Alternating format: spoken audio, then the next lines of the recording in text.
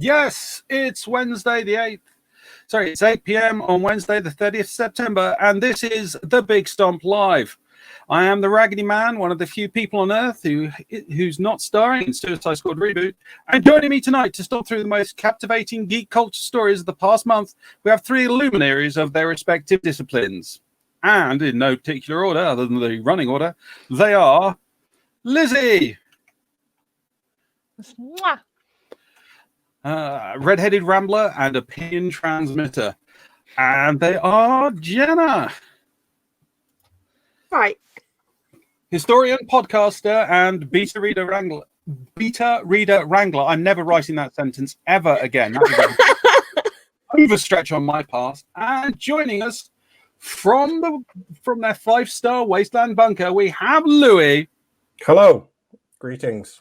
Greetings indeed. And as always, we have the wonderful members of our Twitch chat throwing around trivia and never being called sus. It's the Peanut Gallery. Good day, the Peanut Gallery. Now, before we find out that Christmas has been moved to an Easter release, we start things off with Lizzie's wonderful topic.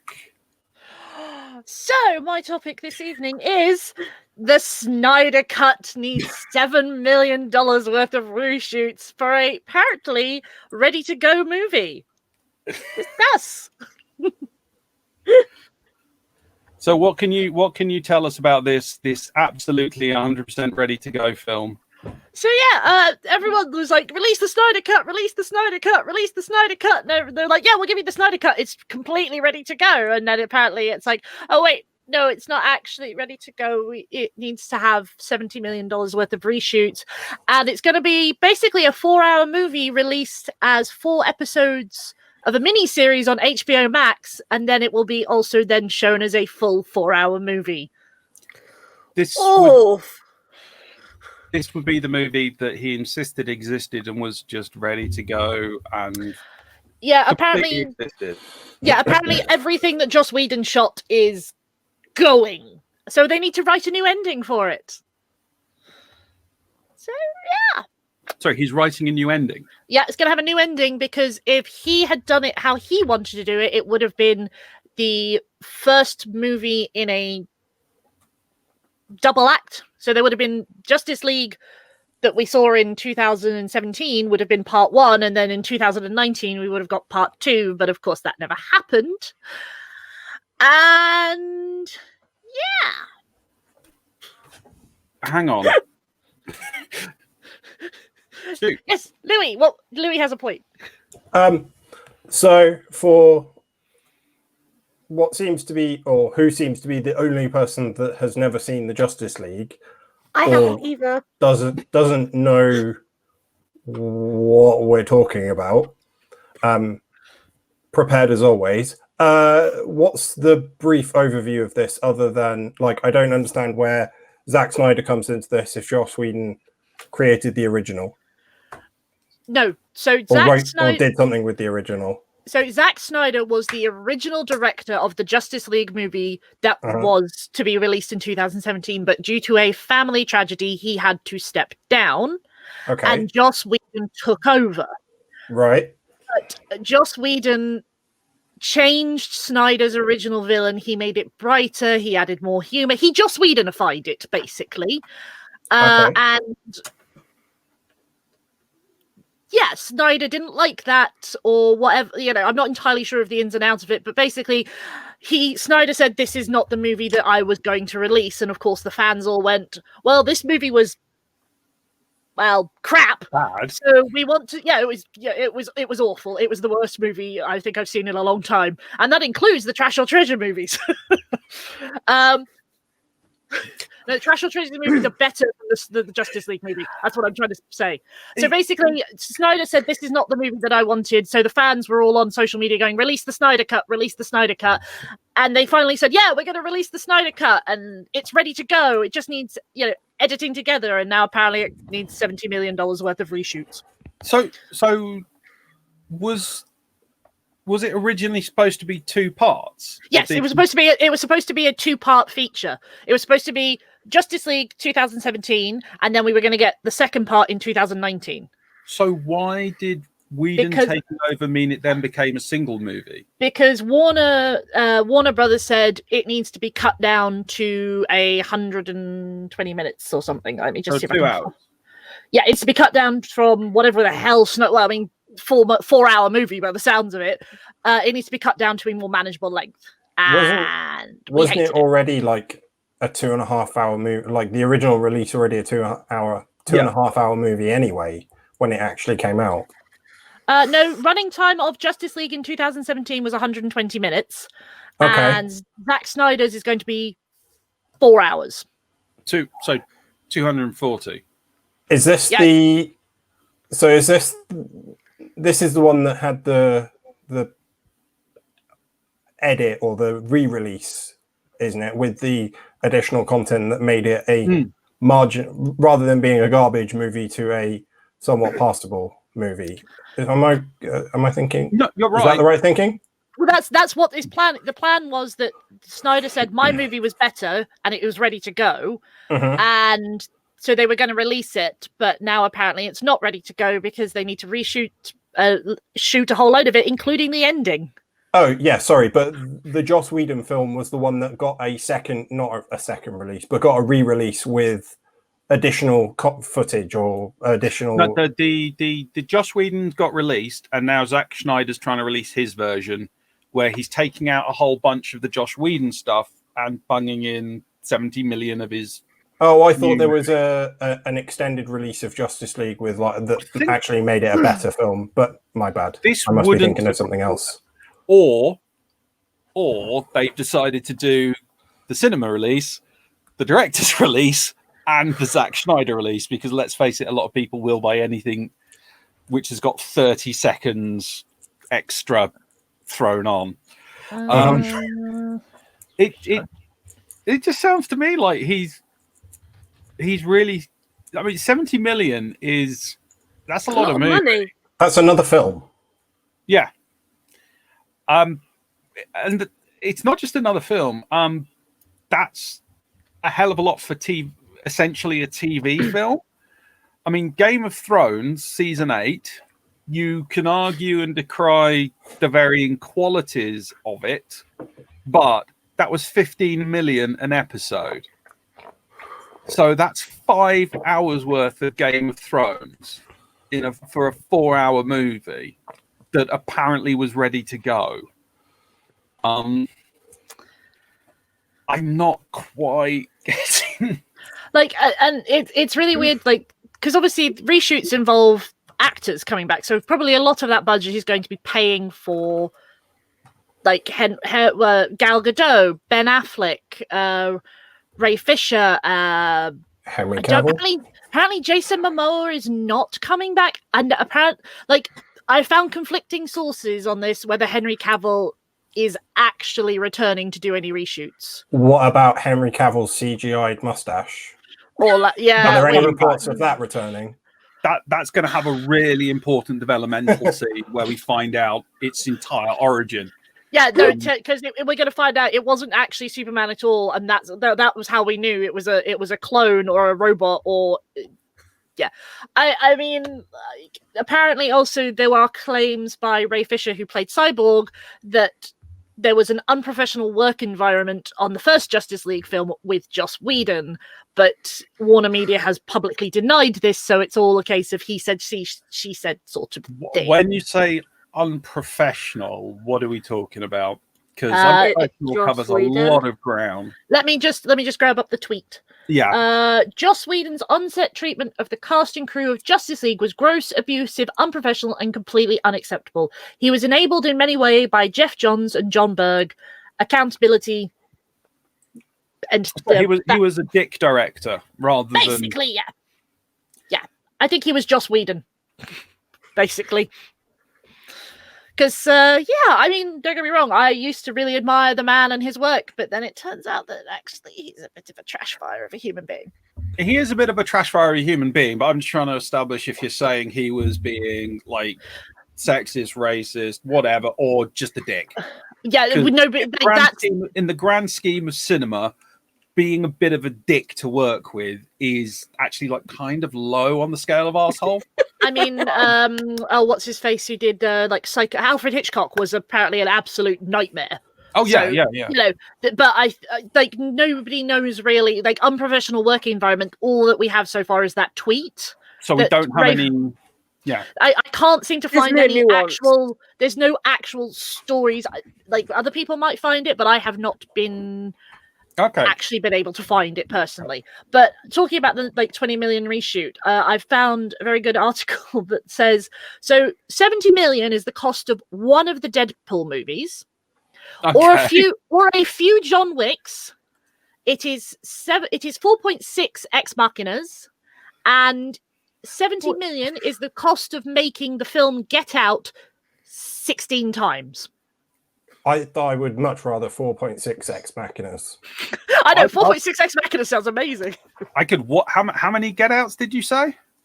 Almost 16. You could almost make that film 16 times. I could watch Get Out 16 times. Yeah.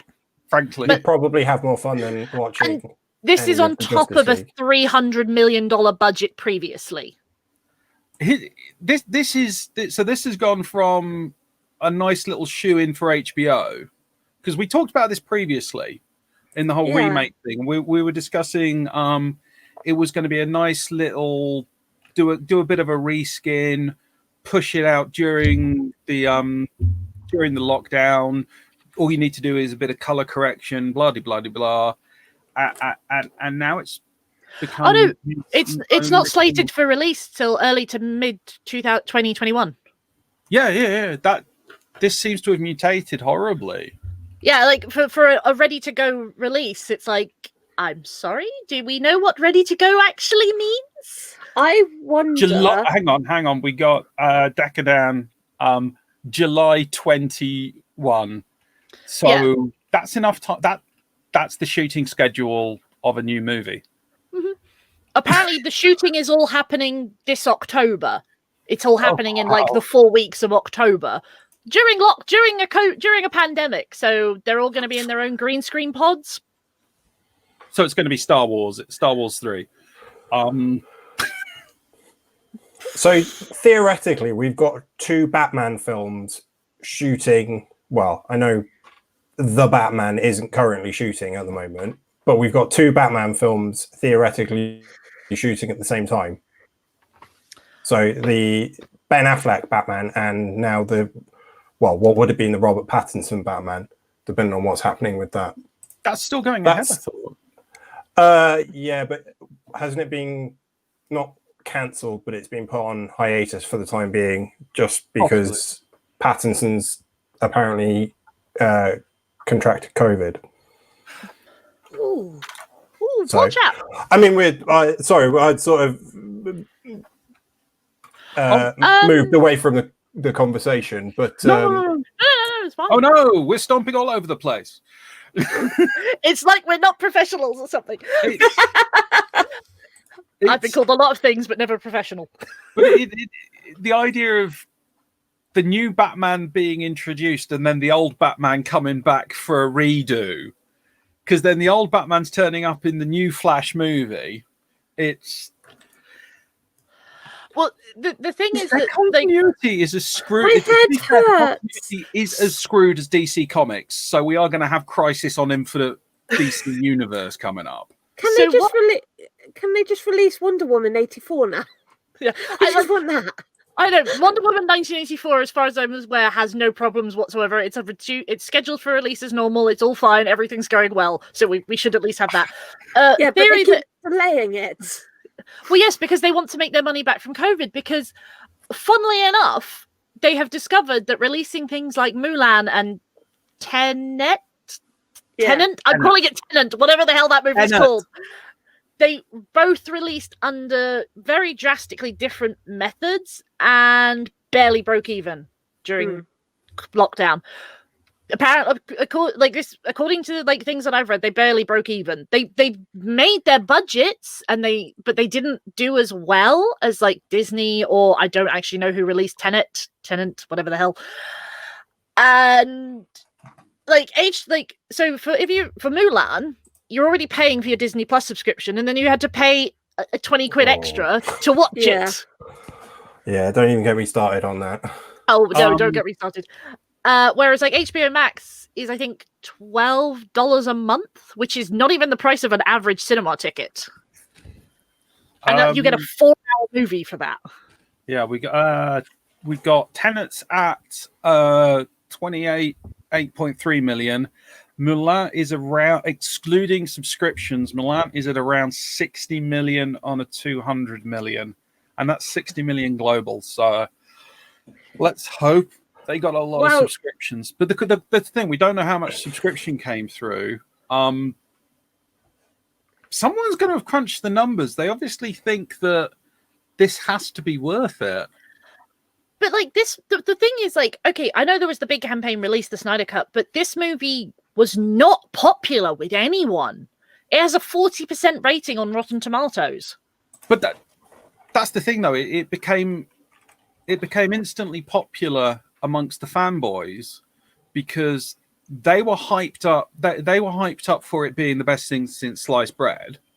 It landed. It wasn't. They wanted an excuse. Snyder pretty much within a week or so gave them the excuse by saying this isn't the movie I made. So that was when the campaign started, when Justice League was launched. So this has been going on for ages because people just can't accept the fact that it was a bad film. And I know Whedon's got his issues, but Whedon also has produced a number of very high quality films.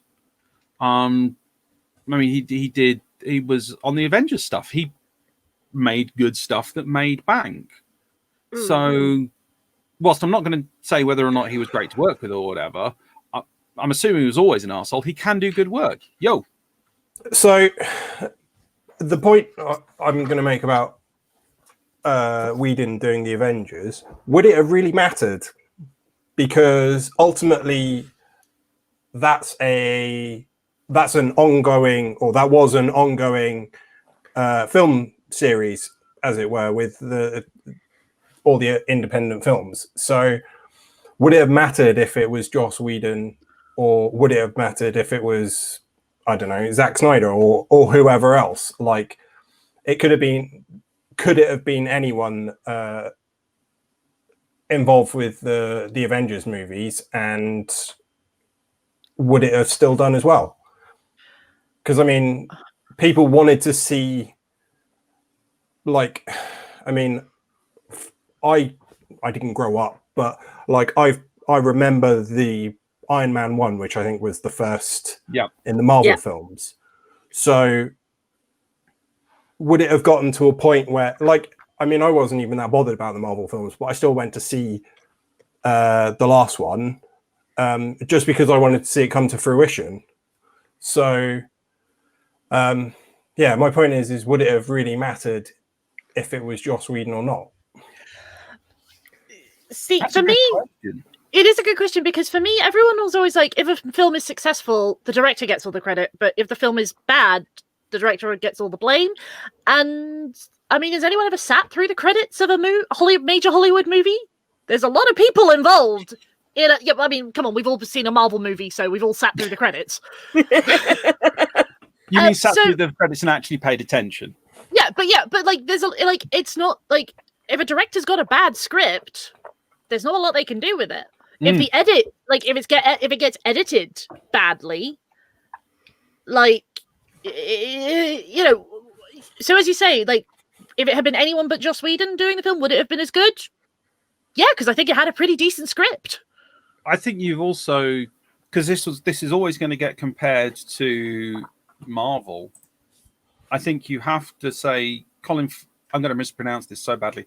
Colin Feige. The guy in charge of Marvel, he gets huge amounts of credit for the success of the Marvel movies, on top of the director and that, because he's actually in control of it. If the people behind the DCU are blaming the director they brought in halfway through, then that means it's the people in charge who need to take shoulder of a lot of this blame, because, you know, what controls were they putting on Whedon? Jenna, you were going to... I was going to say, also with the MCU, they've had, to the Avengers film itself, it was 7 films 8 films, something like that, for build-ups to the big team-up movie. And what did you have leading up to Justice League or even Batman versus Superman? Not a lot of popular films. When Man of Steel? Man of Steel.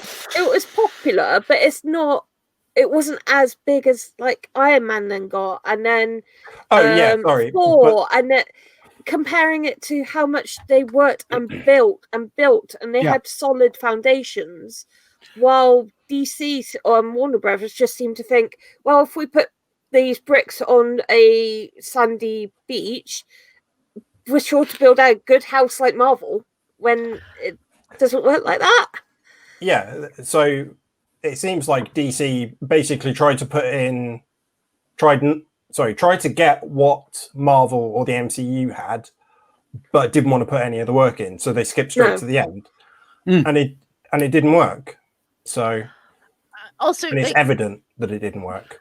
But also for me, I think DC, they go a lot on like name recognition. Like everyone knows Batman, everyone knows Superman, Wonder Woman. Most people know who she is. Whereas Marvel, I mean, they started with Iron Man of all the people. Mostly, I think, because they had the genius moment of casting Robert Downey Jr. as Tony Stark. Because if there is somebody who is designed to play Tony Stark in life, it is that man. Yes.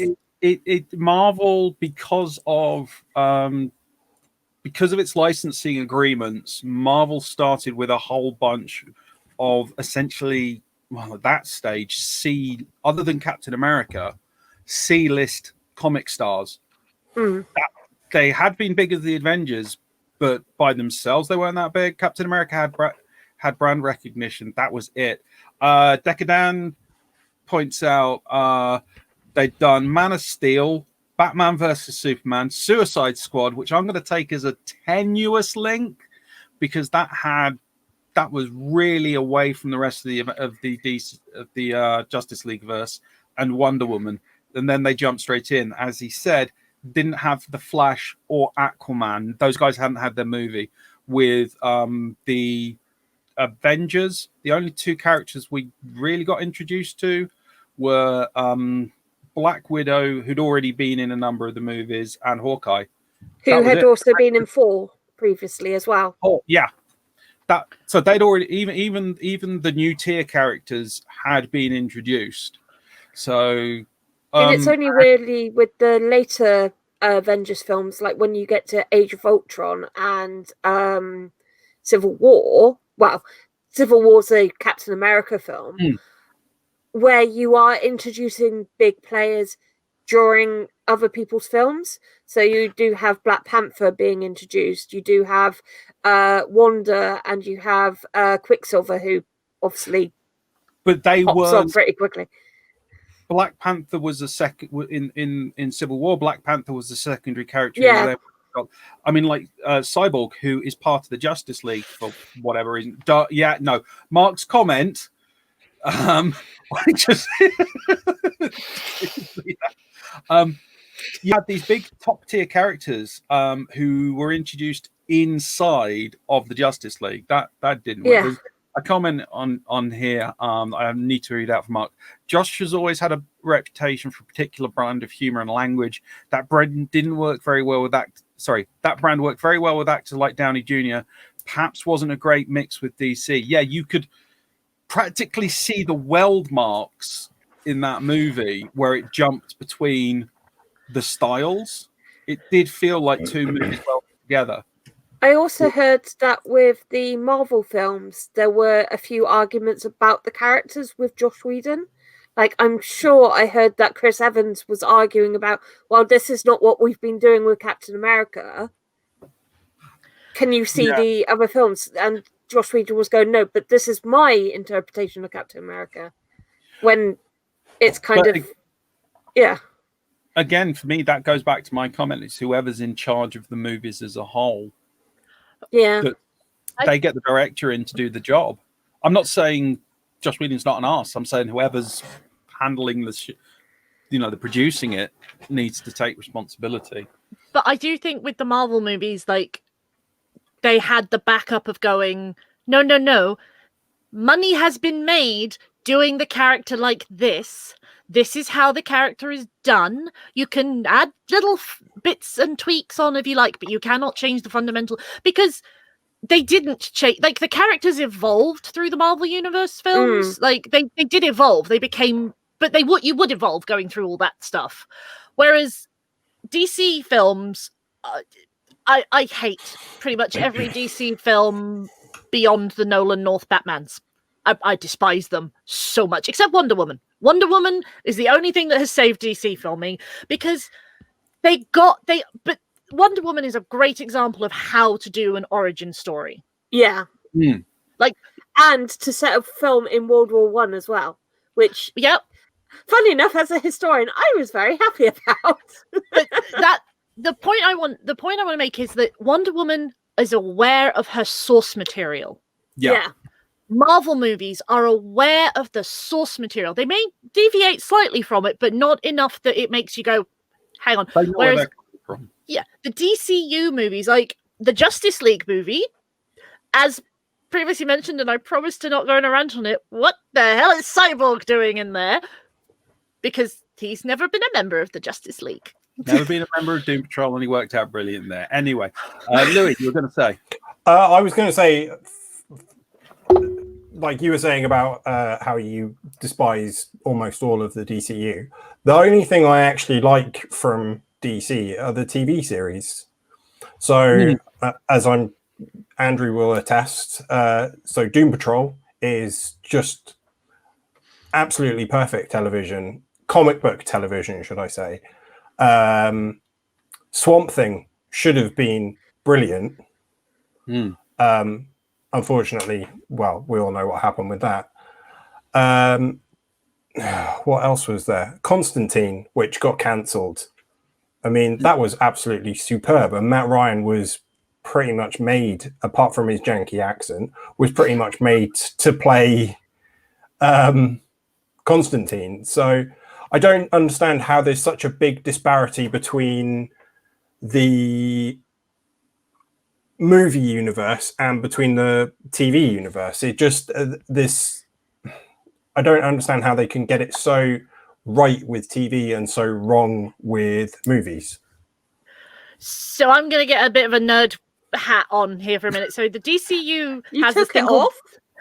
Well, okay, look, I mean, look, DC is my jam. More than Marvel has ever been, DC has always been my thing. And I couldn't tell by the t-shirt, sweetie. No, I know. I hide it so well. We're all nerds here. It's a safe space. Yeah, I know. Okay, so the DCU has always had this thing called the multiverse. So it was a great writing tool, because if like the fans didn't like it, you could just go, it's okay. It's on a different it's on a different version of the universe. So your version's still safe. It's okay. Don't kill us. And that appears to be what the DC cinematic universe is going towards. They're going multiverse rather than we're all one big happy family like the Marvel MCU. Yeah. So I think that's how they're going to save the DC cinematic universe, because it's the only thing that's going to save it at this point, because you can't have something like Wonder Woman and also Justice League. They don't the characters are so different. Okay, yes, there's a time gap between them, but still, it's like... Louis, you I was going to say, I would love for them to do the multiverse, but I would rather them include TV characters. So we get TV Flash, we get Constantine, we get TV Cyborg, TV Supergirl, yeah, TV Arrow, and they've sort of lent into that with the crossover between Arrow, Supergirl, and Batwoman. Legends of Tomorrow. Yeah, Batwoman. They've already had their crisis on Infinite Earths. Yeah, so again, this leans back to why are they getting it quite as right? I mean, I totally missed most of those TV series, the CW universe. Why are they getting it so right with the TV universe and so badly with the movie universe if they're trying to do Infinite Crisis on Infinite Earth or whatever it's called. I don't think they're trying to do that. I think that's the only way they're going to save it. Like, I don't think it was a conscious choice to do a multiverse, but it was just like, hey, our TV shows are doing really well because they're aware of the source material and are aware of why people will be watching this. Whereas the DCU, it's like, here, let's put a whole load of CGI parademons in and a mother box and not explain any of the lore. Because why do you need lore? Who needs lore? Especially, I mean, that was the thing for me. Like, of all the major villains you can pick in the DCU, they start with, well, Steppenwolf for the movie that got released, but he was leading up to Darkseid. Nobody knows who Darkseid is unless you read the comics. Isn't that a video game? Darksiders. Oh. Okay. To be fair, did anyone really know who Red Skull was? I did, but outside of the comic books. No, I only know that because I was a historian. But like, you understood who Red Skull was because they Hugo Weave, they gave like the character build up in the Captain America movie. Like he had a proper introduction where it's just like, hey, here's a guy from beyond outer space with a whole load of wasp demons, and he wants something called the Mother Box. They did in the Batman vs Superman. They did build up a plot that they then just went, nope, never mind, bugger off. Okay. Before we move on to the next topic, because we probably should. Sorry, it's cool to just bag on the DC universe. Frankly, my personal theory is the TV shows are a lot better because they're working more as a comic book, whereas the films are all desperately trying to be a single unit of awesome filmosity. Like the Man of Steel was trying to be the definitive Superman movie rather than the start of a series, which I think's just a bit dumb. A couple of comments from the good ship Peanut Gallery. DC love from Decadan. DC loves calling their films the Batman, the Superman. Yes, that is absolutely true. The Arrowverse just rebooted its TV universe. Yep, that one from just where is that? That's Lucky is great. Yeah, they just went, okay, let's just restart, scrub, and begin again. They also commented the movie seemed to be really bad compared to the TV shows completely. Red Skull is, and just Mark says it's easy. Red Skull is Agent Smith with a skin condition. Okay. Again, I think the DCU, the casting choices are suspect, whereas Marvel's just got it right. Pink Apple Jam, DCU is self-aware. MCU is self-aware. DCU not so much. I have to agree on that. The DCU does not seem to understand what it is. But before we move on, with all this new announcement, with the $70 million, with the 4 hours, which is essentially sounds like 2 hours to 2.5 hours of reshoots and all that, how are people excited for this? Just a simple yes or no. I wasn't excited for the first one.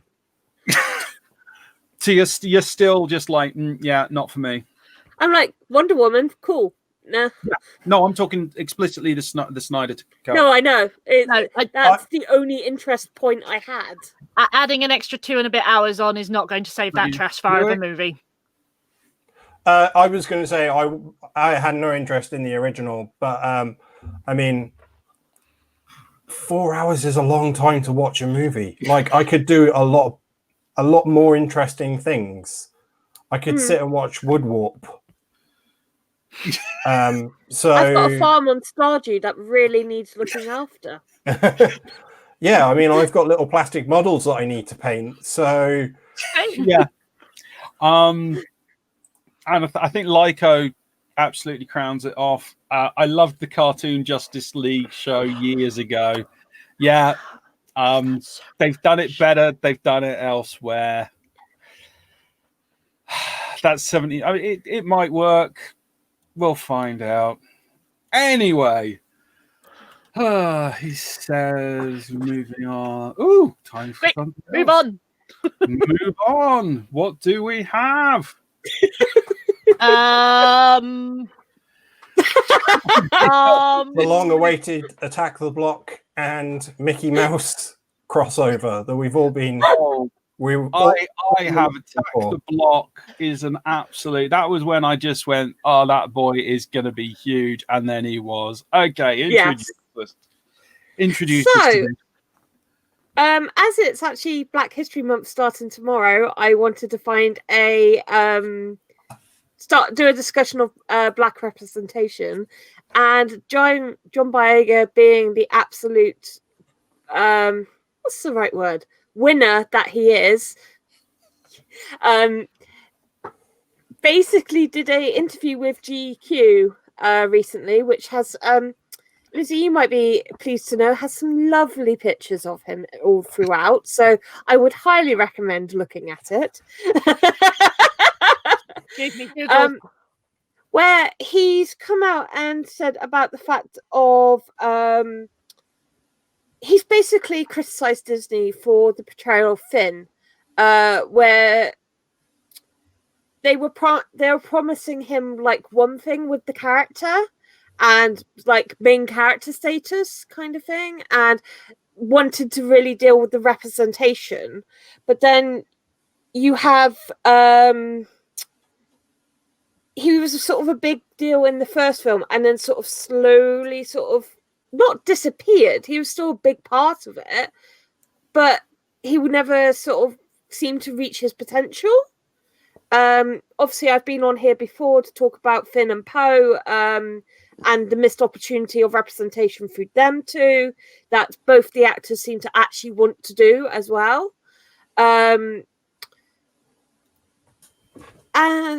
it's the big thing was the fact of also they cut him off the poster in China, as in they literally completely got rid of his character off the poster and replaced him with TIE fighters, which okay, yeah, I know China's not great, but I mean, wasn't there also something else with him recently?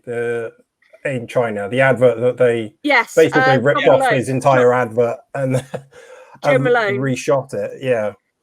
There's also a fantastic poster for the Black Panther, which, you know, the very iconic one of Chadwick Boseman, sort of like that with the claws out, looking quite solemn and looking down. The poster for Black Panther. Yeah, they gave him a helmet on the poster in China of him just sort of looking at the screen rather than this very solemn version. And it's kind of like, what? Because they're trying to cover up that it's a black person. And it just seemed, especially with those two Disney properties, it does seem very much bowing down to what China wants. And which they have done with Mulan as well. But obviously it's Mulan's a big market to be... well. I know. Not that I'm justifying it, but it is a big market. Yeah.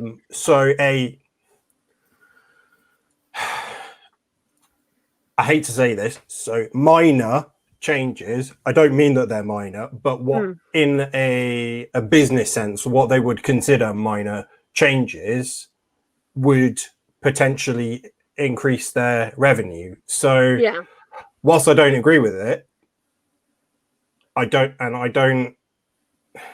I can't see where they're coming from, but I sort of understand why they might do it from a business perspective. Yeah, it's again, like, not that I agree with it whatsoever. I believe they also cut out the same gender kiss at the end of the third Star Wars film in China as well, and that's the main reason that they didn't go with Finn and Poe becoming a couple, even though it wasn't just a fan theory. The actors really wanted to do it. And the script writers wanted to as well. So, but Disney went, nope. So, okay. I'm going to be very careful. Like, I do not want to offend anyone with my statement, but I am one of those people that I can always see, like, I see both sides of the sort of equation. And in this point, something like people might not be aware of. I grew up in Hong Kong. So I was the minority, and Black people were even more of a minority. So China has something like a population of 7 billion or something ridiculous like that. Most of them have never actually seen a black person or a person of color that isn't. Well, okay, for them it's not like a white person. Like we are the people of color to them. Yeah. So for Disney, I'm not, again, like Lewie said, I'm not defending what they did. I'm not saying that they should have done what they did, but Disney are like, okay, this is a massive, massive market. If we put this on the poster, they're not going to come see our movie. And we will lose out on all that revenue stream. It's also, like it or not, it's $275 million to make. Yeah. So I get why they made the decision, but just simple things like having more, because they were his involvement in the film gradually shrunk down. He was the main three in episode 7. In episode 8, it was slightly reduced, but that was because it was a much more of an ensemble cast. Yeah, and he went on his own adventure. Yeah, and you also had other people coming on board that were also minorities. Yeah. But definitely with episode 9, it was he wasn't that. He wasn't that important. But my question would be, with regards to episode 9, and this is meant as a serious thing, was that because of them trying to hedge out the minority characters, or was it just because it was really badly written? Because badly written. Yeah. I mean, ultimately, if they wanted to include him, they would have included him in the writing. So they can't. I mean, it's all well and good saying, "Oh, John Boyega was included in or wasn't in the films as much," but that's because he wasn't written into the films. So, and would he have been pertinent to the overall story? Maybe. Would it have made a massive difference to include a relationship storyline between him and Poe? Maybe. But I mean, these are things that we don't know because unfortunately they don't exist. They probably should exist, but they don't. I mean, my main thing is that the production for that movie was seriously fraught. There was a lot of to-in and fro-in that caused massive problems with it. And obviously, I know that Carrie Fisher's death caused some problems as well, because they had plans for Princess Leia and, of course, well, General Leia at that point. And unfortunately, with her passing, that put problems in the story. They apparently were planning to tell, because they said when they came out with the first one, they had a trilogy planned, but you can tell they definitely didn't. It's so hodgepodge. They did, and then they got a massive TP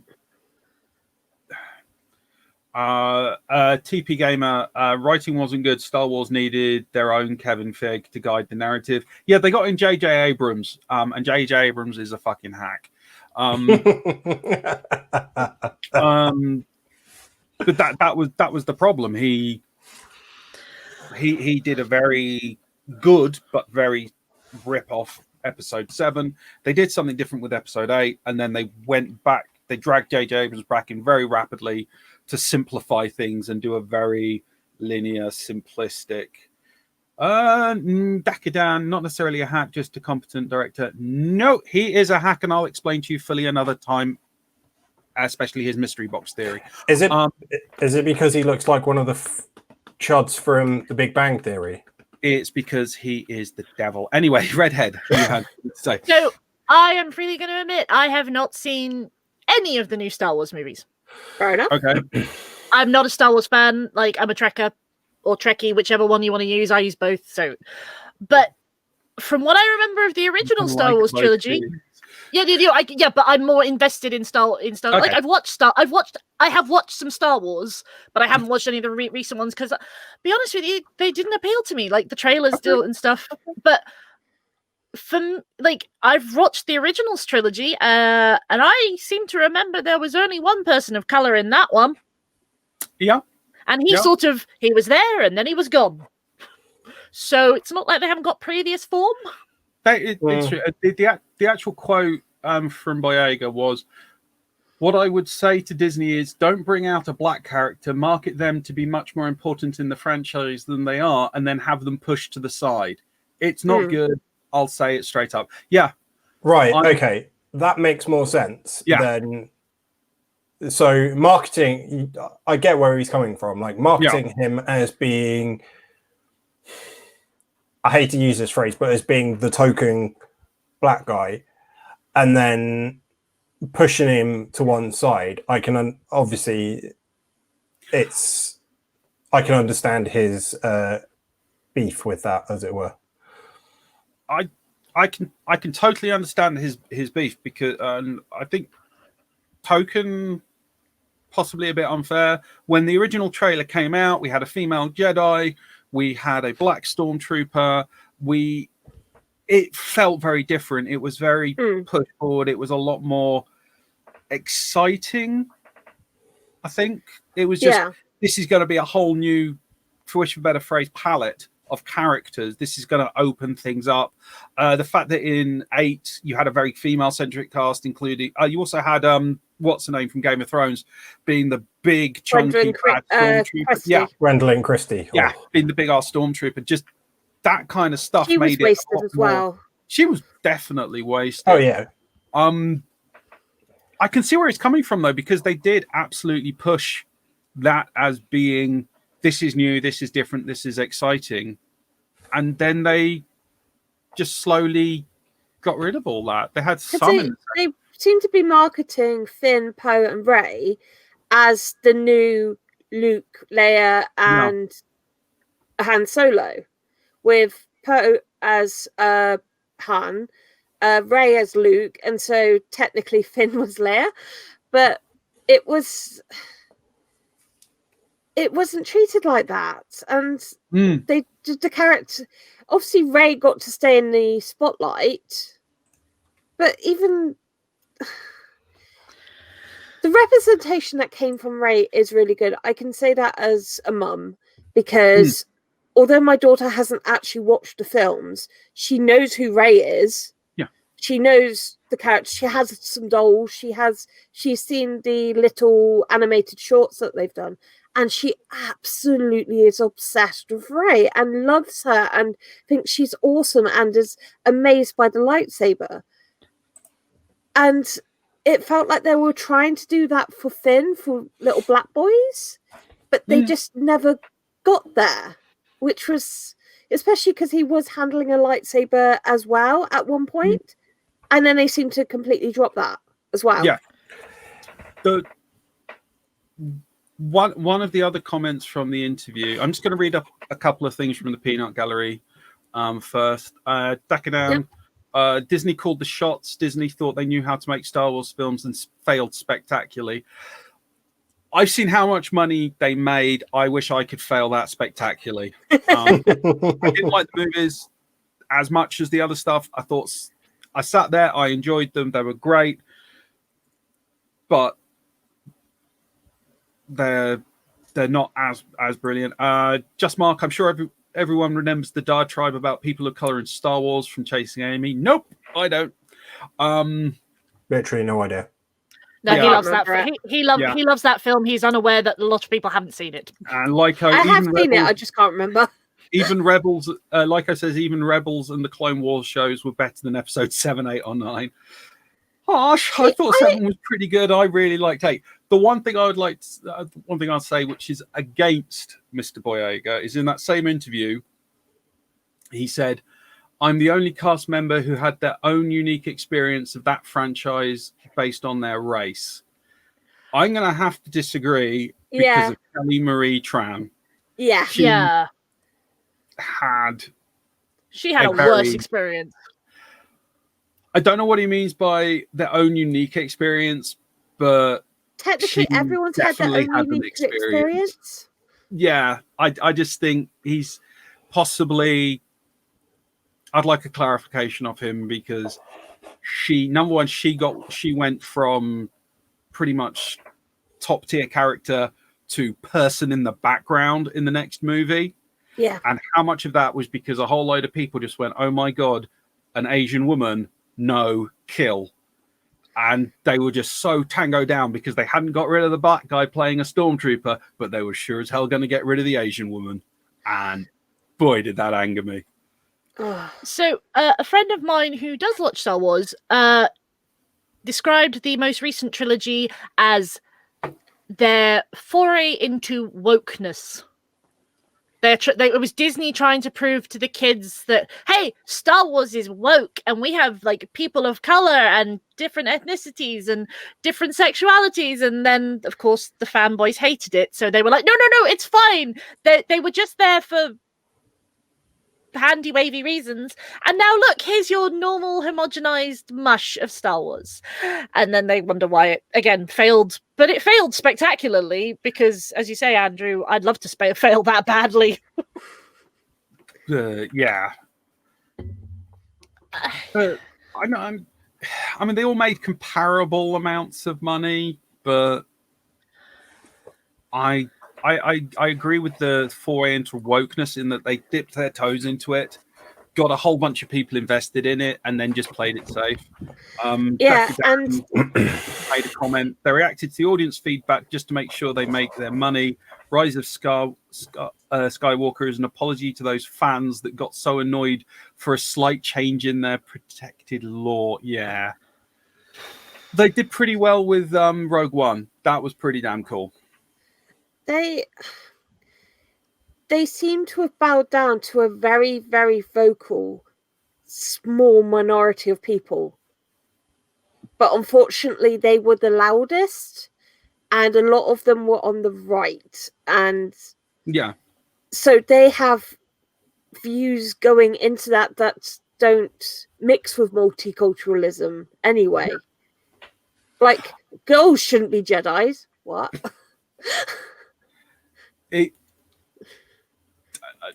Don't get me started on that one. But the thing is, we don't know the reason these decisions were made. All we can do is see what was happening and what could have affected these decisions. And it definitely looked like these were how the decisions were made. But it's... I mean, I can tell you why these decisions were made. Money, y'all. Oh yeah, money, but we don't know how. But I mean, this is how it broke down. But yeah, I've got to agree with Boyega. They got screwed. I mean, as I said, you've got Kelly Marie Tran playing Rose, went from second to first down to a third. Went from second tier to third fiddle in the shot of a movie. You got Isaac Oscar, who was Guatemalan. He was playing Poe. Poe was huge in 7, pretty big in 8, and then did some stuff in 9. Yes. And then you got Naomi Aki. She was the black British actress who played Jenna in 9, but that was pretty much a noble savage role, which I'm allowed opinions on that. Yeah. Well, that's probably its own show, though, Andrew. There are opinions on that one. But then there was the guy who played Lando, what's his name, in... what the hell was the Solo movie? Yeah, Solo, in fact. Solo. Yeah, Donald Glover. Yeah, but it was like... but then Disney has form with this. Disney's always going, oh no, we're all about representation, and they add on a TV show they add a gay couple, but it's still 2 white women. It's like, yeah, they're like blonde, blue-eyed white women, so it's perfectly acceptable for them to be lesbians because they're marketable. See, with all of this, as I said, the reason that I wanted to bring it up today was because Black History Month is starting tomorrow. And the same arguments that I saw going against these characters in Star Wars is the exact same arguments that I constantly see about Black History Month, Women's History Month, LGBT History Month, of when's the white history month? When's straight history month? And every month. And as much as I wish that we didn't actually have to have these months, or we didn't have to have the conversations about representation of marginalized people, minorities, people that aren't the cis het white person, or just male, because female's still not really greatly represented either. I wish it was just, we didn't have to have these discussions, because we shouldn't. We should just it should all be mixed, if that makes sense. Like, history should all be mixed. But until that point, we have to have these history months and these discussions, and at least it highlights that. And it means that we can spend a month celebrating amazing stories from British history. Like, it was discovered that one of Henry VIII's trumpeters was actually a black man.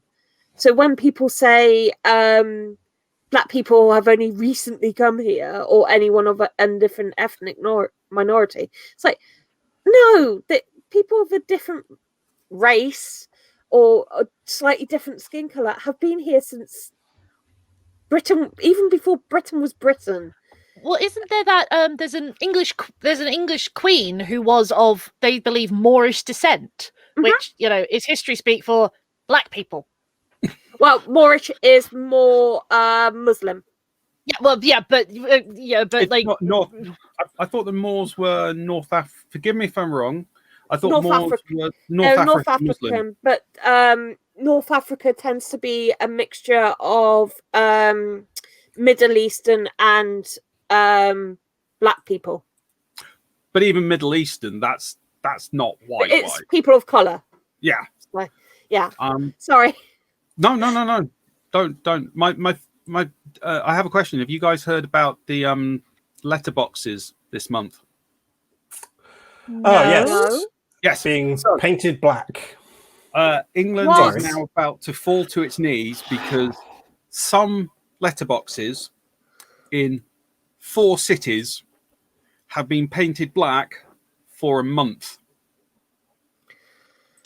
That's not representation. But that's going to collapse society. They've been done for Black History Month. And yeah, some letterboxes in 4 cities for a month. It's the apocalypse. Oh my God, these fucking It's like snowflakes. the amount of people that complained about Diversity's dance on Britain's Got Talent. Oh. And I'm so proud of Ofcom for going, no, this is bullshit. Yeah. Pretty much. Yeah. So, like the black post boxes, I hate that. I hate that that is what their idea was. A marketing ploy, that's a marketing ploy to be like, yeah, well, we're woke. So one that actually worked. So Enola Holmes has just come out on Netflix. Watch it. Oh, yes. Dear God. And so what Netflix did was they made statues that they put next to famous male people about their equally talented, but not very famous sisters. Yeah. It was like, Perfect. yes, that is how you do that. Plus Enola Holmes, A+. Oh my God.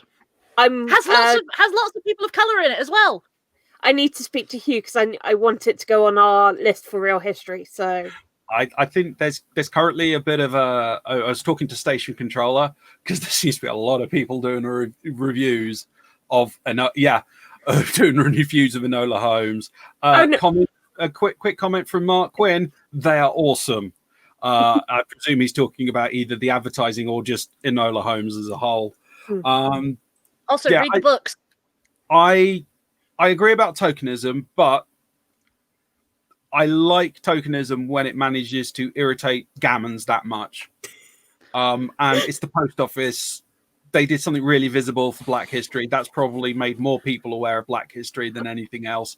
And again, it really annoyed gammons. So it's like Coulson's statue coming down in Bristol, and people kept saying to me, Oh, as a historian, you must be really upset about that because people are destroying history. I'm like, statues aren't history.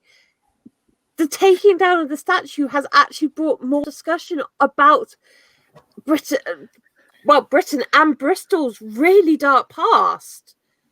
And then when I tell people the town that I'm currently sitting in is Cheltenham Spa, we were built because of slave money. Our town was a leisure centre for rich people to come and spend their money that they made through slavery. And when I say that, people get upset. And it's like, no, we should just own our history. I'm still proud to be British. I'm still proud of my heritage. I just know we have an absolutely horrible past and we just need to own up to it. But also, the statues coming down are all rich, cis, white males who were not actually very nice people. Put up statues of people who actually made a difference. Technically she's an American hero, but Harriet Tubman? Yeah. They weren't nice people, and I remember having a discussion with someone when that was happening, when they were going on about, but this is destroying history, and I started discussing the history of the statue, and they lost their wig. Anyway, Lewie, you were going to say? I was going to say I had absolutely no idea who Edward Colston was until his statue came down, and Edward? No, what was his name? Steaming trash fire of a human being, Edwards. Okay, well, I had no idea who Coulson was until his statue came down. But throwing the statue in the river doesn't mean that his history ceases to exist.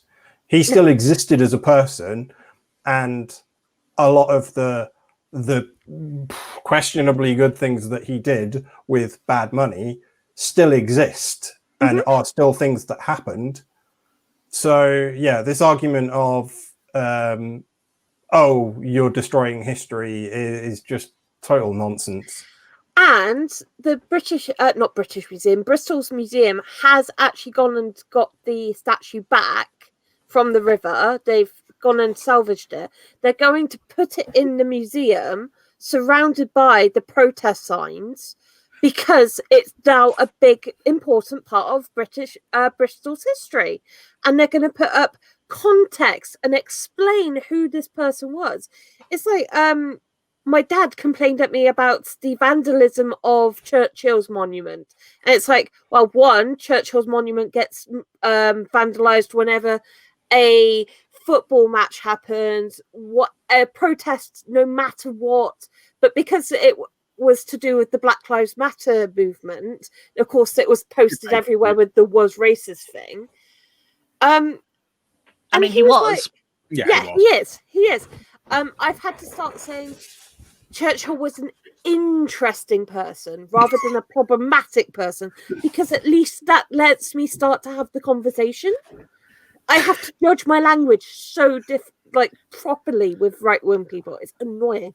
But it's I got told by my dad when I tried to explain to him that World War II was not won by Churchill, it was won by a team of Britain, France, Russia, America, and thousands upon thousands of soldiers, thousands upon thousands of spies, thousands upon thousands of people like Alan Turing who were working in the background.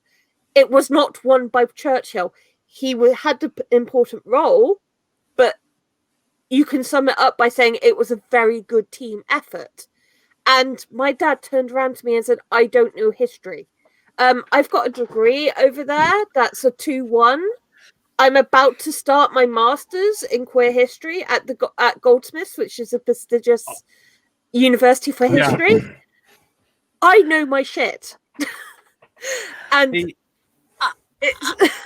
even if I was to make the most positive statement of Churchill I could, there's no way, even considering how much cocaine he was jacked up on, there's no way he personally won the whole of the war.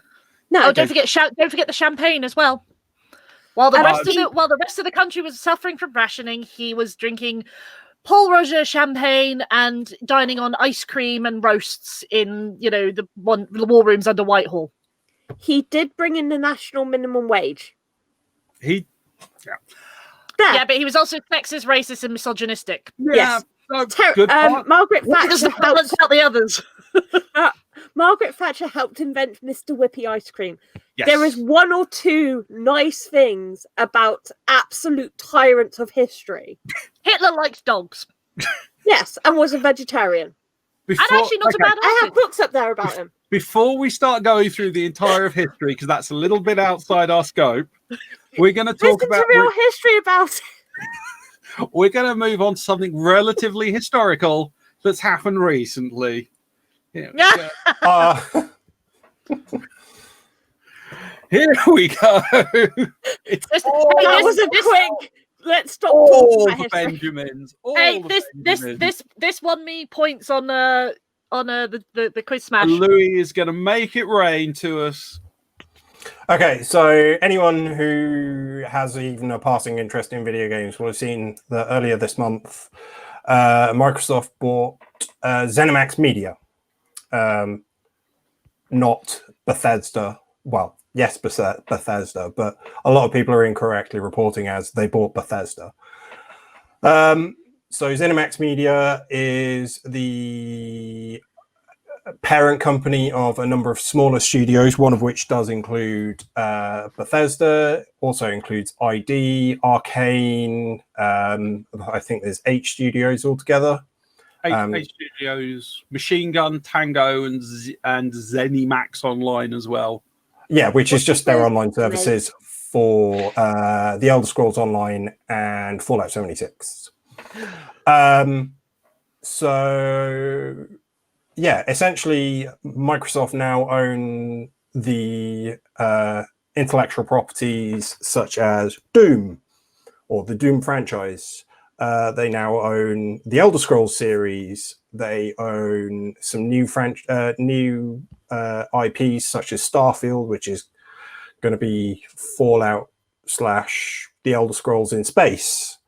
They own Deathloop, which is a new title which is going to be a PS5 exclusive. So Microsoft own one of the first PlayStation 5 exclusives.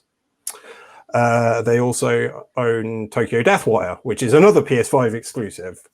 So yeah, $7.5 billion for a company, which I think someone recently told me is approximately what Disney pay for Marvel? Something like that. It's also 0.75% of Microsoft's total worth. So, they also now have Wolfenstein, Quake, Dishonored, and the Pirates of the Caribbean Tale of the Black Pearl. Franchise. Disney paid $4 billion for Marvel.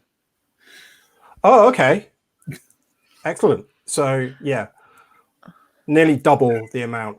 So a lot of people are saying like, oh, well, that doesn't seem like good value for money. That's a lot of money for what they're buying. But what they don't realize is there's a lot of technology and a lot of software in the background that ZeniMax and specifically Bethesda own that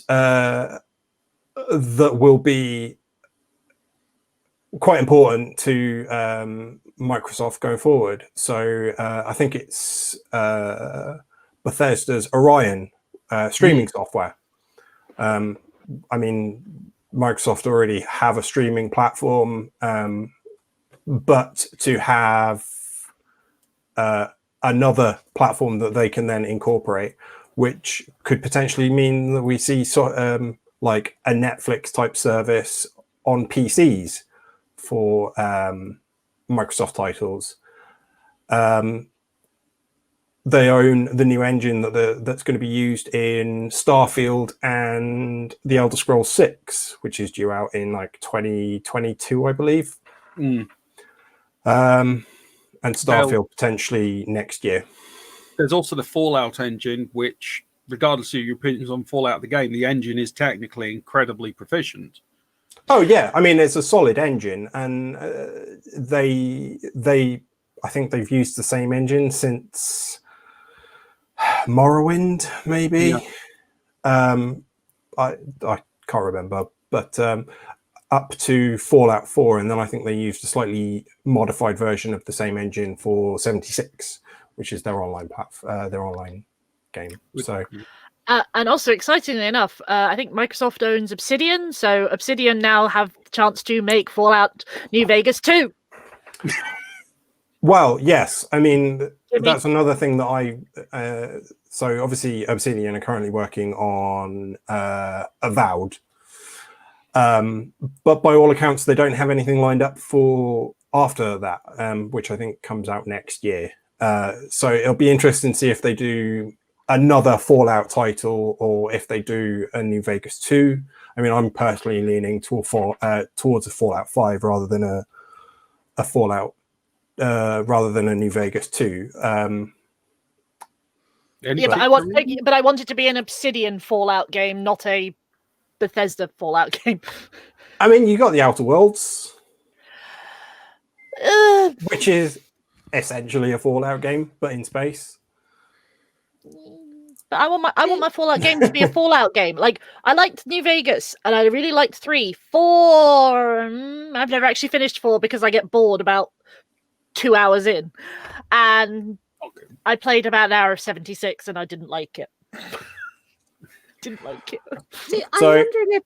Oh, sorry. Confession time, Lewie. Confession. So I was going to say, how long ago, or going to ask rather, how long ago did you play Fallout 76? They offered a free trial weekend when they released the Wastelanders, I believe it was the latest. So I tried it for free because I refused to pay for it, and I was like, I'm not paying for this. Bye-bye. No further questions. Yeah, I just for me, like, it wasn't Fallout. It just didn't grab me like the other titles did. Mm-hmm. As I say, it was very reminiscent of 4, and it was the bits of 4 that I disliked intensely. So that's why I was like, nope.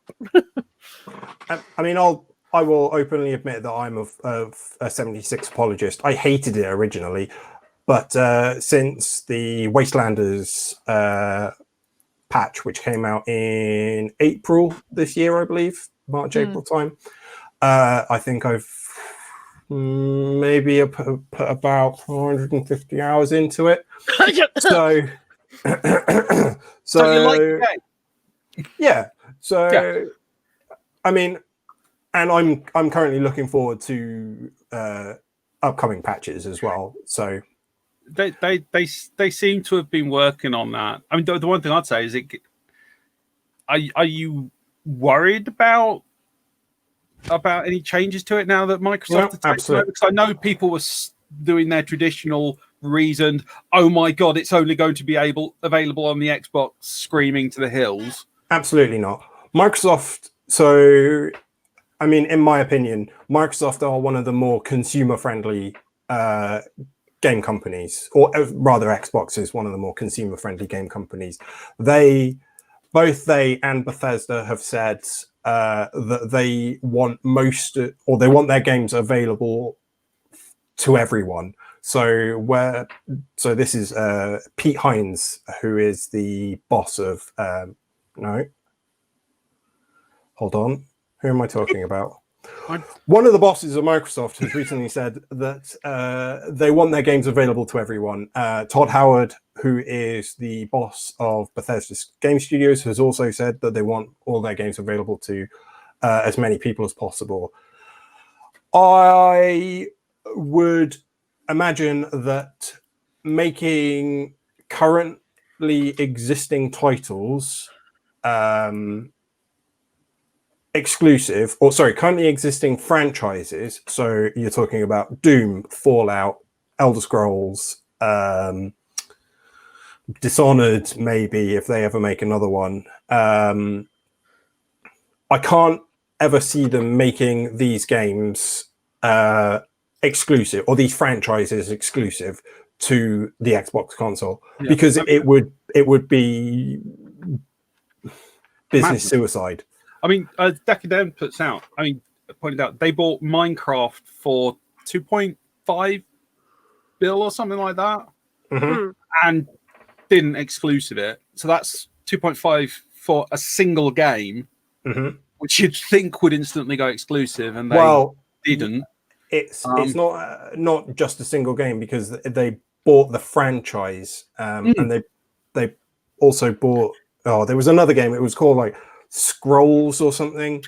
That Mojang made. Enough, as a figure, I mean, it was less product for more money per product, more money, and they exclusive it. I've got a quote from Bethesda founder Christopher Weaver. Are you calling on that one? I think it's an extremely interesting acquisition on the part of both groups. Microsoft deepens their bench instantly with one of the most experienced companies in entertainment software during a time when video game sales are at an all-time high, and Bethesda gets the benefits of concentrating their creative firepower on software that feeds the Microsoft pipeline. I think that's pretty fair. I mean, it looks very positive. It just seemed to have this massive fear reaction. That was the thing that really interested me.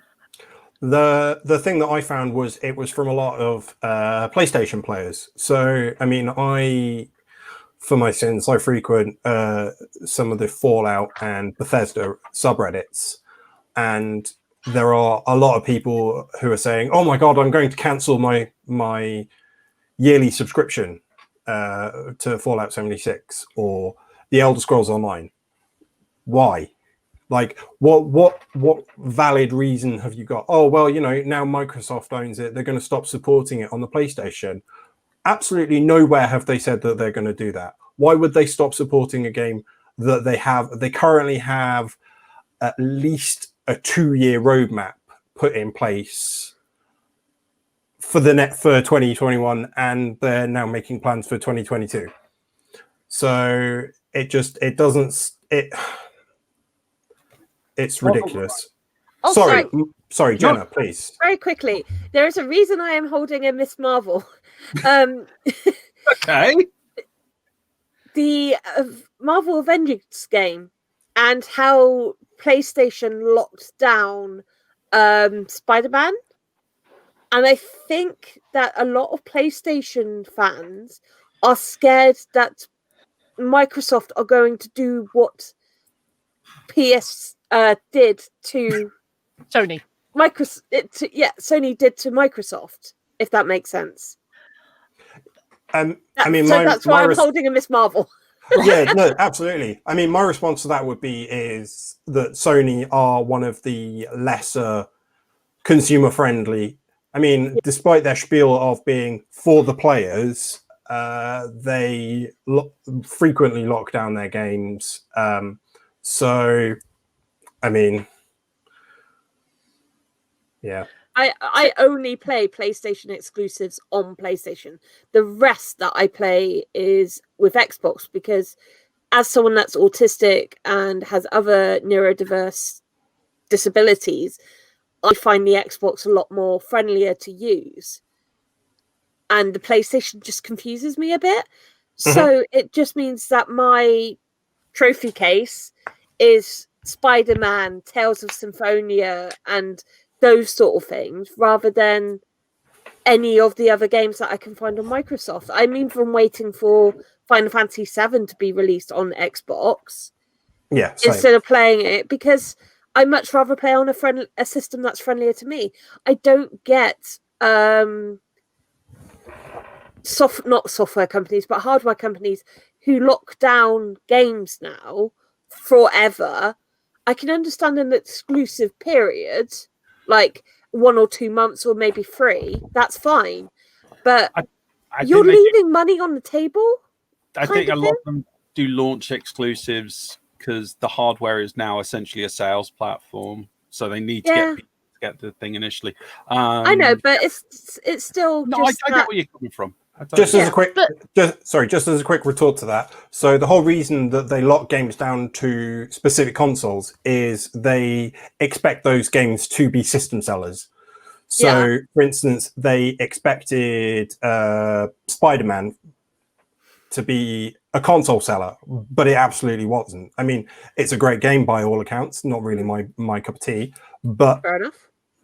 Same with Final Fantasy VII. They were expecting that to be a system seller. But it's too big a franchise and too big a game or remaster to lock down for an indefinite period.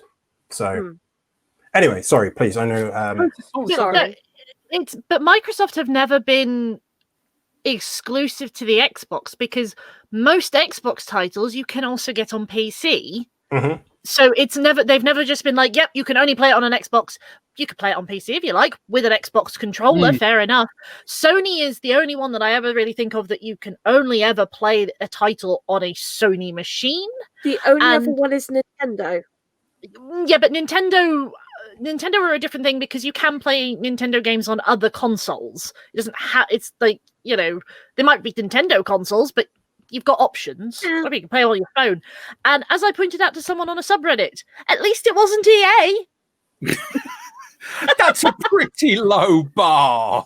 No, but they were like, "Oh my god, it's going to be awful. They're going to ruin Elder Scrolls. They're going to ruin Fallout. They're going to ruin Outer Worlds. They're going to ruin everything." And I'm like, "Yeah, but it's Microsoft. They're not like Microsoft aren't this big bad company. I mean, they, as you say, they're consumer friendly and they like money. So they're not going to go, no, and now we shall twirl our mustaches and sweep our capes and go, wahaha, we shall never have it now."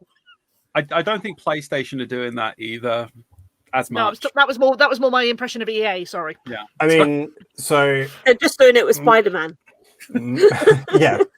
I mean, Microsoft have also gone into a deal with EA, so anyone that has an Xbox Game Pass Ultimate subscription also gets access to all the EA Play stuff. So their subscription service for free. And there was another point that I wanted to make, but I can't remember. Oh, okay. So when I'm referring to Xbox, I actually mean the Xbox brand, which encompasses both the physical console and what was previously called Windows Live games, or it's now changed to Xbox theming on computers. Xbox is their gaming umbrella, so that includes console and PC, because they got this idea they can beat Steam.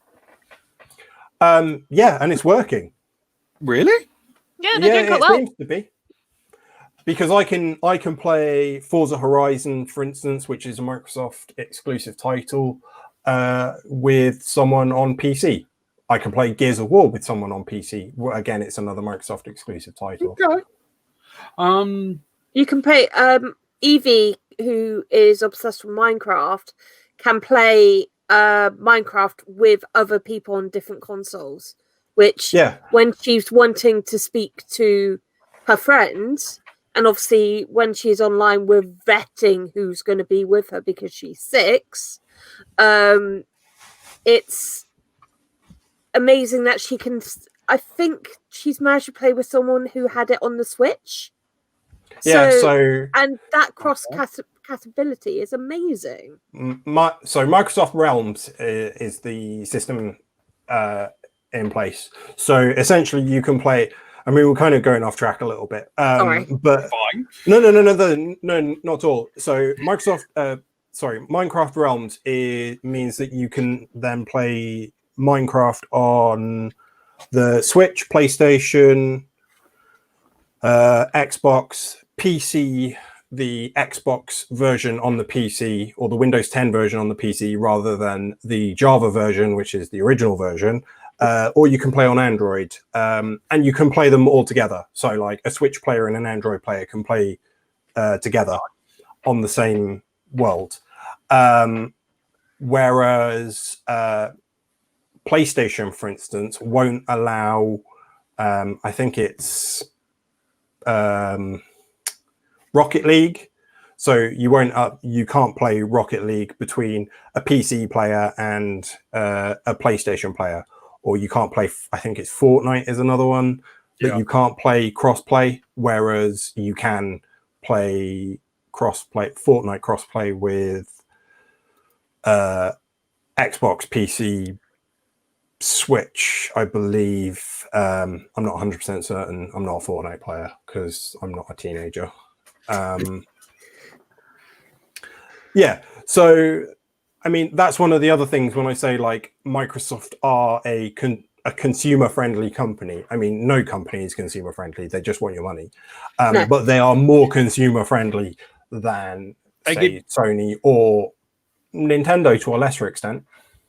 Microsoft tries to give you value for your money. Oh, yeah, absolutely.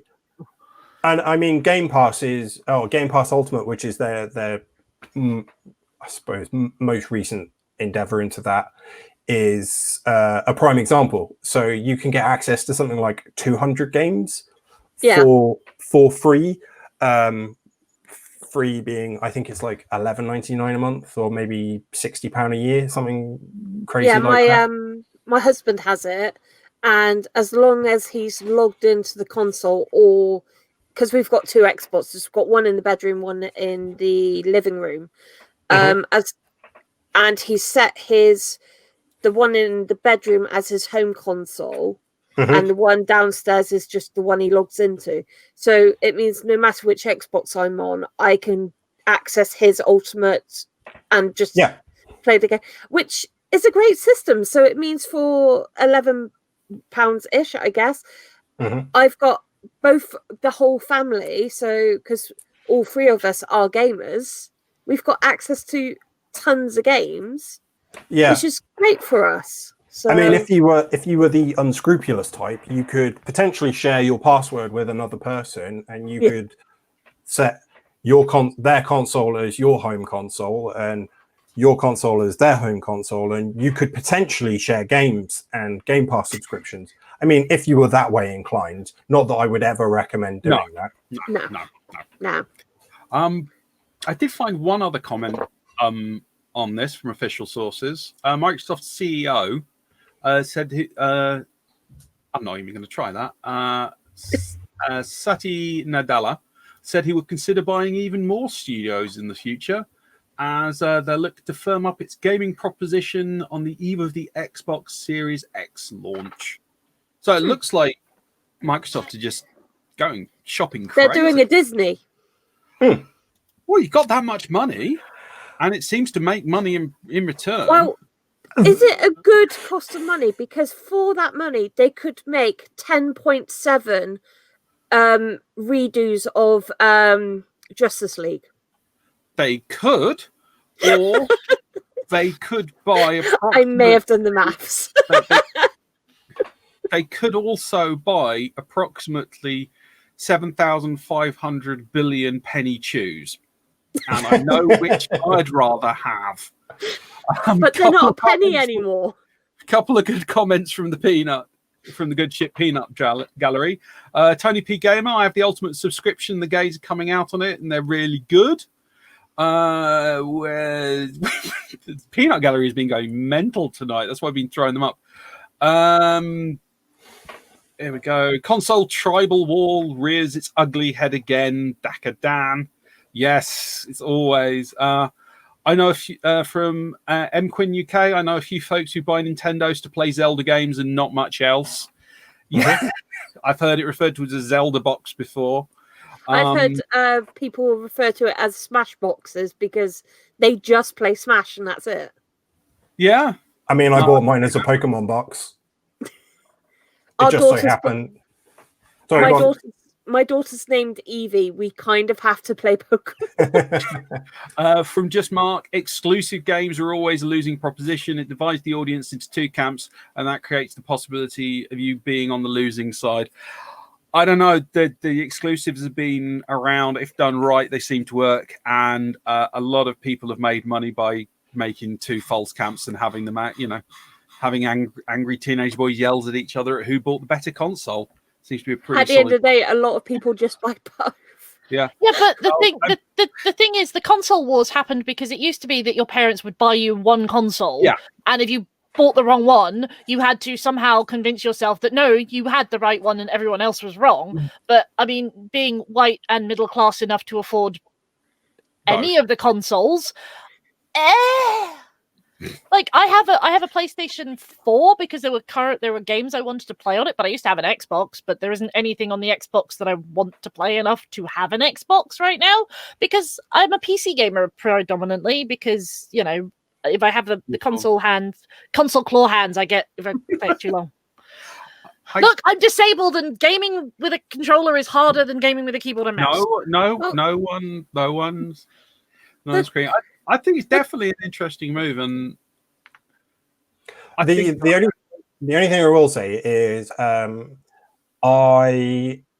whilst I think this is a good acquisition, I'm not sure how keen I would be on the idea of them purchasing more companies like ZeniMax or buying more studios up like this, and then owning a monopoly over development. Yeah. Although that then could potentially take us into the unified console situation, though I don't think that would ever happen. So I think if they do go on a spending spree, number one, that'll increase the value of the companies. Mm-hmm. If you get what I mean. But number two, that would also give PlayStation incentive to get in the buying market. Sorry, PlayStation, Sony, the incentive to get in the buying market to avoid that. There are a limited number of AAA game companies out there at the moment, but if they get locked down, it is possible for someone else to make a AAA games company, if you get what I mean. It's not easy. I'm not pretending it's easy. Mm-hmm. But if we go Andrew, back... we could just make Bunkazilla make a AAA game. Yet Station Controller will not in any way pull his hair out of that thought. Yeah, I'm not sure. I'm not sure we have the budget for that currently. There currently seems to be some ZX Spectrum love going on the Peanut Gallery. But I guess just Mark started it. I do. Hey, Specky for life. I do agree. There is that concern that if everyone gets bought out, it'll all go a bit wrong. But I don't know. It'll either go. The way I see it will either go down it'll reinforce the us and them that we've currently got of Xbox and PlayStation, or it'll go the other completely the opposite way, and it'll unify both consoles. But I'm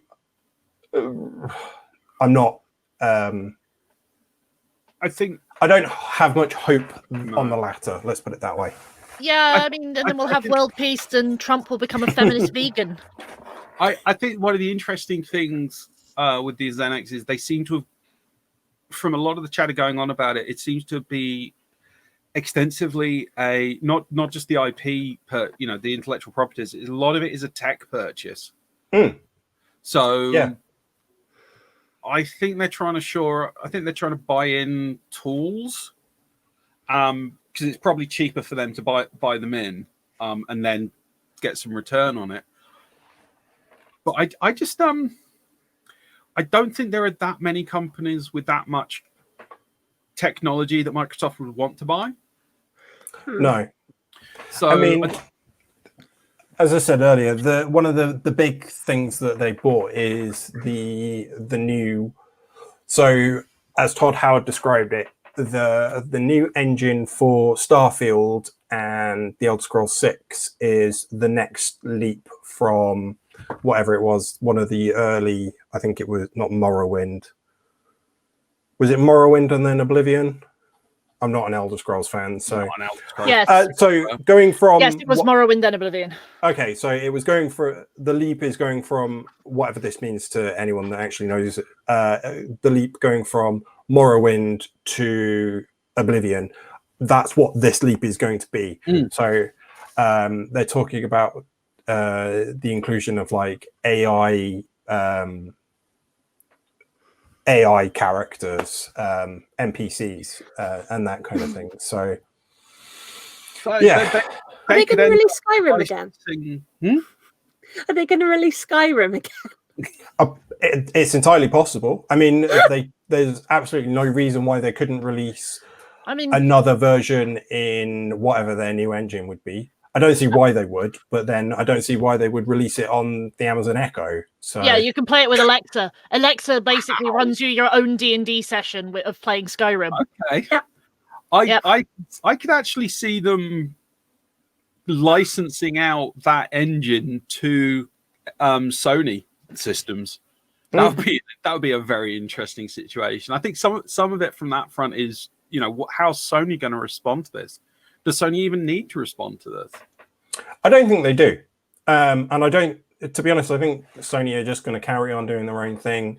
And there might be some, well, if you let us have this game, then we'll let you have this game. I mean, they have, Microsoft have said that exclusivity will be worked out on a case-by-case basis. So who knows? Yeah. I mean, I do have to... no longer an exclusive. Yeah. I mean, I do have to wonder if the reaction to this buyout is the fact that it's 2020.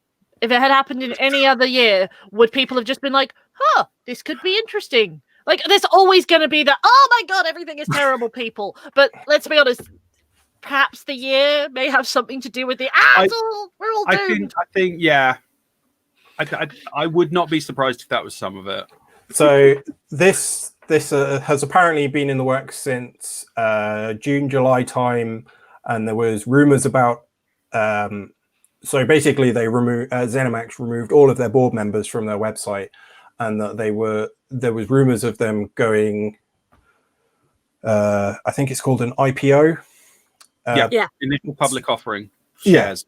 Back at the start of August, and then they were like, Microsoft were obviously like, well, we're going to put our Xboxes up for sale tomorrow, so might as well announce it now. Convince some of those young people to buy our console. I don't know why, but I thought you were going to say whippersnappers. It did. I must admit, it did cross my mind, but I'm not quite that old yet.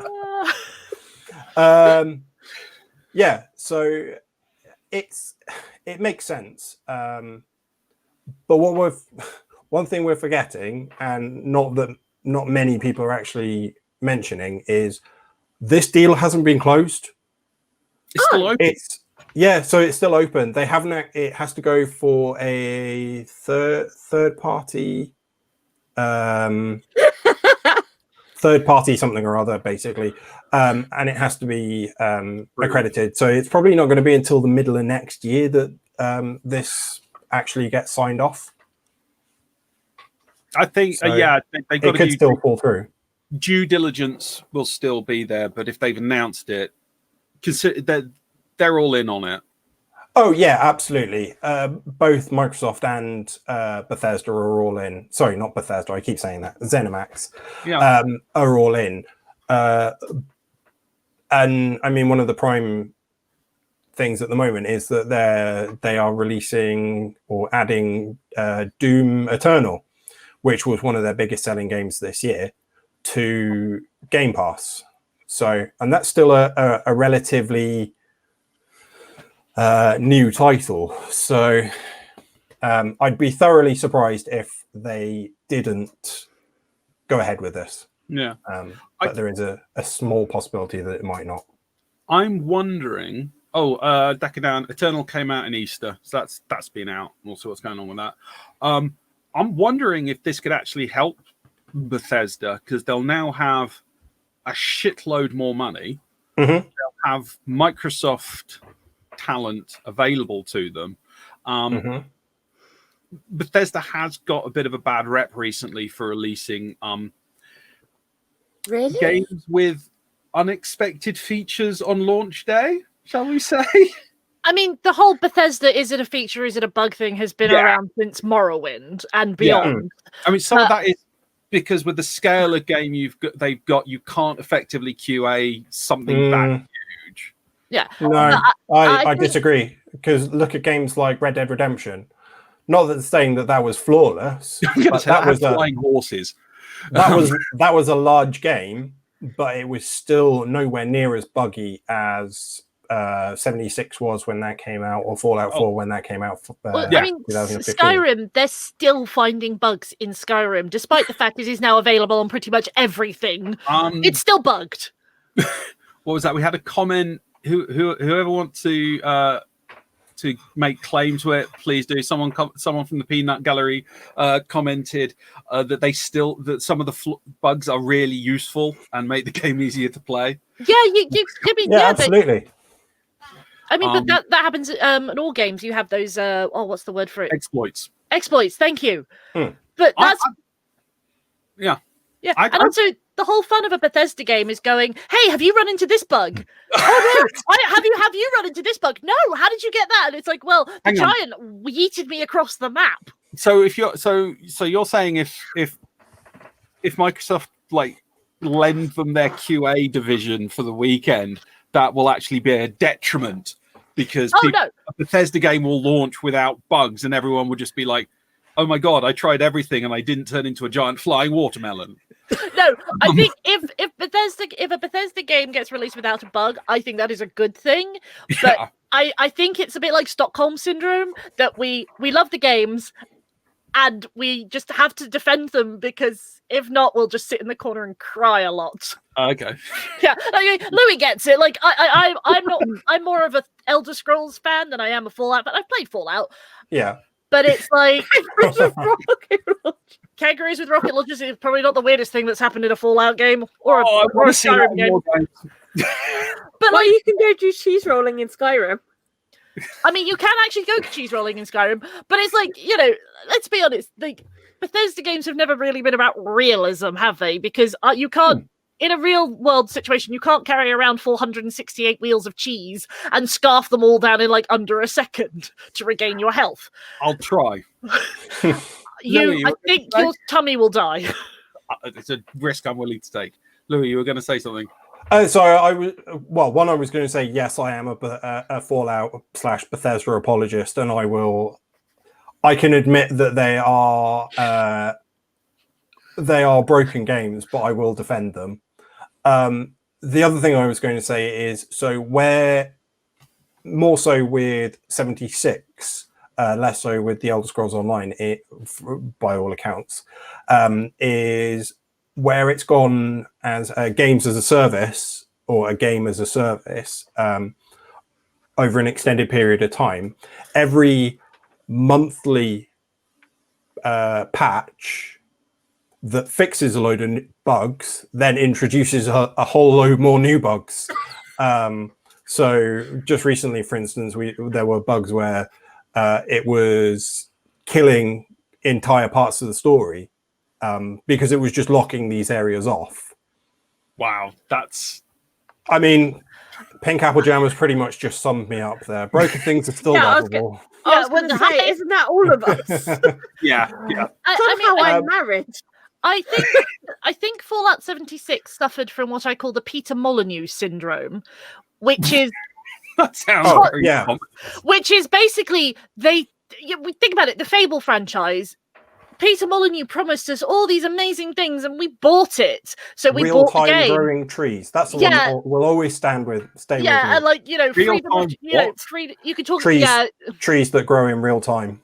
Yeah, basically, and you can talk about freedom of choice until the eagles choke, but as Yahtzee Crucial said, if you can't marry a dog, where's the freedom of choice there?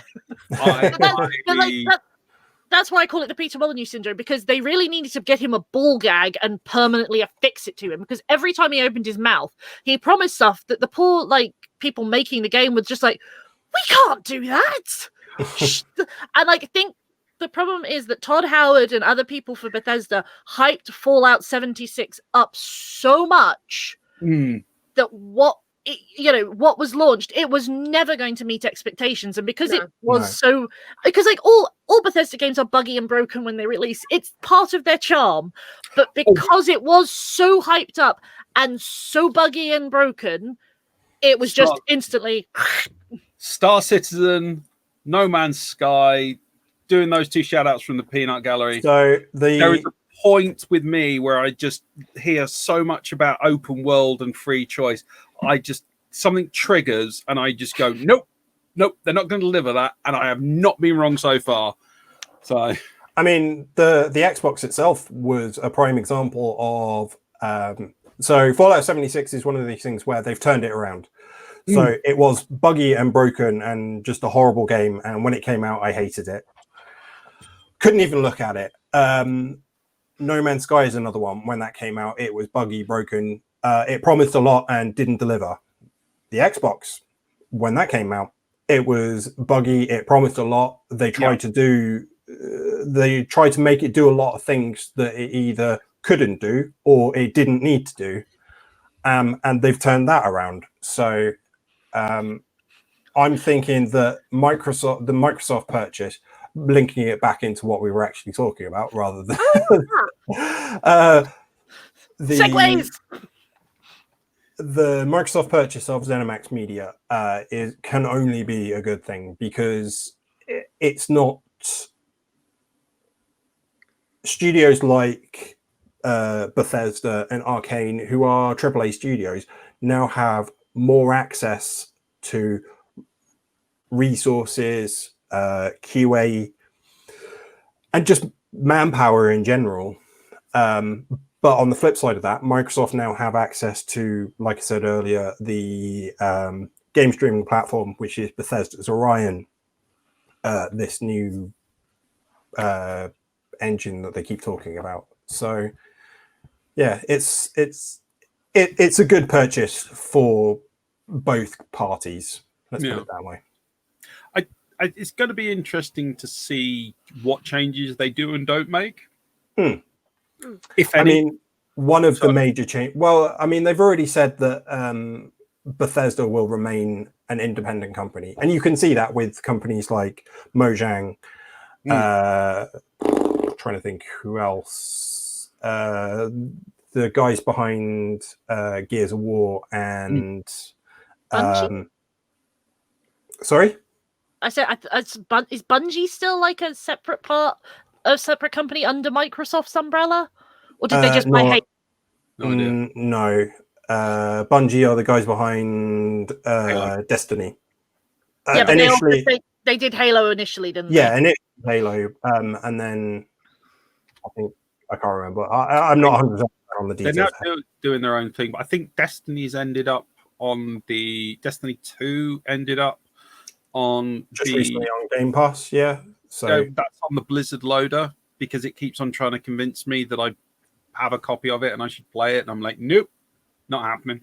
Apparently, Gears of War is Epic Games. Yeah. Oh yes, that's right. Formerly a Cliff Bleszinski fame. And formerly People Can Fly or something. Yeah, and the less we hear from Cliff Bleszinski, the better.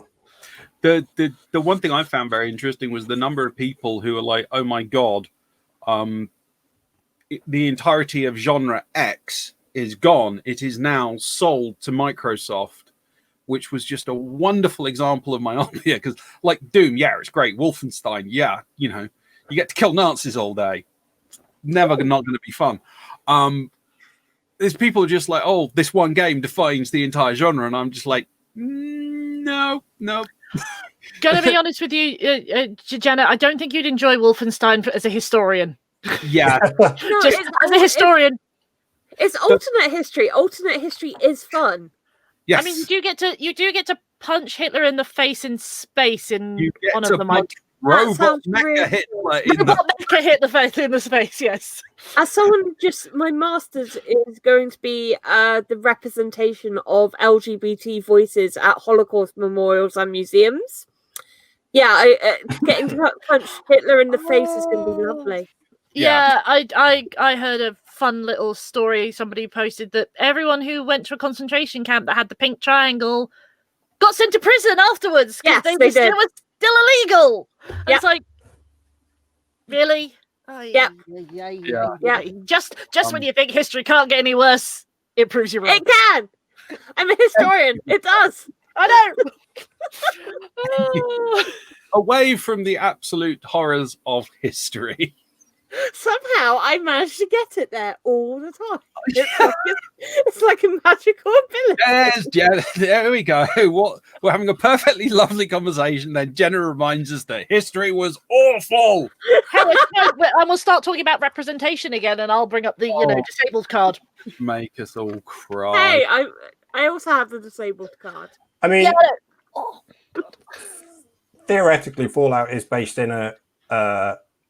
So depending on how in-depth you want to go into the lore, it is semi-alternate history. Yeah. There's a divergence where it goes from I think it's retrofuturism, so into our normal history. So that's why all their cars look like 1950s Cadillacs, but they're all powered by micro reactors. It is. We also never had rocket floating butlers. It's the exemplar. I want a rocket floating butler. It is the exemplar of Atom Punk, which is a refinement of the 60s retrofuturism. And I know that because Bethesda invented Atom Punk, their marketing department did, to shift Fallout. And it's basically a variant on Ray Punk Gothic. So I mean, aesthetically, I love the Fallout franchise. It's cool. It's vintage. It's punk. It's dystopia. It's sort of punkish. It's great. I love it. I'm not gonna bite on that punkish thing. It looks really great. I mean, I played 3 and got to the end of it and went, that looked great. Why did I play that? But I did a couple of hours of New Vegas and a couple of hours of 4 and just went, no. But I get it. It's not for everyone. Oh, no. And like, essentially, Fallout 4 to a small degree and Skyrim are, for intents and purposes, they're kind of the same game. Different stories, but built in the same engine. But I just couldn't get on with Skyrim. I've tried multiple times and it just didn't float my boat. Whereas Fallout, up to 76, the initial launch of 76, I loved the franchise, even down to the stupid mobile game Fallout Shelter. I played I played the hell out of that. My husband played the hell out of that.